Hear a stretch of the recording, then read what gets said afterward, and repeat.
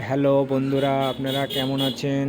আবারও আপনাদের সামনে একটি ভিডিও নিয়ে আমি হাজির হয়েছি। আপনারা এখন যে ফুলটি দেখছেন, এই ফুলটির নাম হলো করবী ফুল।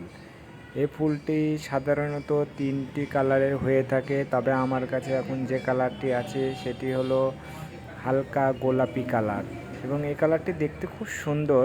এছাড়াও আরেকটা রক্ত লাল হয়ে থাকে এবং আরেকটি সাদা কালারও হয়ে থাকে। তবে সাধারণত কমন কালার বলতে গেলে এই গোলাপি কালারটি কমন কালার। সাধারণত সবার বাগানে ও বাড়ির ছাদে এই ফুলটি বেশি হয়ে থাকে। তা আমার ছাদেও এই ফুলটি আছে এবং এই ফুলটি 12 মাসই ফোটে, তবে বৈশাখ জ্যৈষ্ঠ মাসে ফুলটা বেশি ফোটে এবং শীতের সময় একটু কম ফোটে।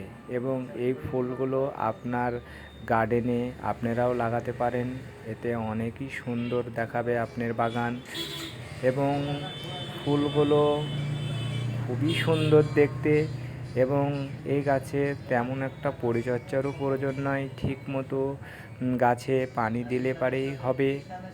এছাড়া গাছ যখন অনেকই বেড়ে যায় তখন মাঝে মধ্যে একটু কাটিং করতে হয়, কেন যত কাটিং করবেন তত গাছগুলো ঝাঁকড়া হবে এবং দেখতে অনেকই সুন্দর হবে।